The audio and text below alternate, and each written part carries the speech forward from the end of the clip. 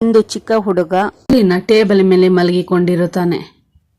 ಇದನ್ನು ನೋಡಿದ ಟೀಚರ್ ಅವನನ್ನು ಕರೆದುಕೊಂಡು ಹೊರಗಡೆ ಕುಳಿಸುತ್ತಾರೆ. ಶಾಲೆ ಮುಗಿದ ನಂತರ ಮನೆ ಕಡೆಗೆ ಹೊರಡುತ್ತಾನೆ. ಟೀಚರ್ ಅವನ ಹಿಂದೆನೇ ಹೋಗುತ್ತಾರೆ. ಆ ಹುಡುಗ ಒಂದು ಅಂಗಡಿಯ ಒಳಗಡೆ ಹೋಗುತ್ತಾನೆ. ಅಲ್ಲಿ ಅವನ ಬಣ್ಣದ ಬಲೂನುಗಳನ್ನು ಊದಿಕೊಂಡು ಅದನ್ನು ಮಾರ್ಕೆಟಿಗೆ ಹೋಗುತ್ತಾನೆ. ಅಲ್ಲಿ ಎಲ್ಲರ ಹತ್ರ ಬಲೂನ್ ಬೇಕು ಅಂತ ಕೇಳಿ ಎಲ್ಲರ ಹತ್ರನೂ ಕೇಳ್ತಾ ಇರ್ತಾನೆ. ಇದೆಲ್ಲ ನೋಡಿದ ಟೀಚರ್ಗೆ ತುಂಬ ಬೇಜಾರಾಗುತ್ತೆ.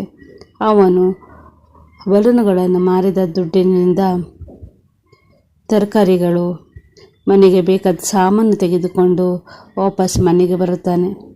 ಅಲ್ಲಿ ಮನೆಗೆ ಹೋಗಿ ಅಡುಗೆ ಮಾಡುತ್ತಾನೆ. ಅಡುಗೆ ಮಾಡಿ ಊಟವನ್ನು ಅವನ ವಯಸ್ಸಾದ ಅಜ್ಜಿಗೆ ತಿನ್ನಿಸುತ್ತಾನೆ. ಇದನ್ನೆಲ್ಲ ನೋಡಿ ಟೀಚರ್ಗೆ ತುಂಬ ಬೇಜಾರಾಗುತ್ತೆ. ಅವರು ಅಲ್ಲಿ ಅಳುತ್ತಾ ಹೋಗುತ್ತಾರೆ. ಈ ಕಥೆ ನಿಮಗೆ ಇಷ್ಟ ಆದರೆ ಲೈಕ್ ಮಾಡಿ, ಶೇರ್ ಮಾಡಿ ಆ್ಯಂಡ್ ಕಮೆಂಟ್ ಮಾಡಿ. ಪ್ಲೀಸ್ ಸಪೋರ್ಟ್ ಮಾಡಿ. Thank you for watching.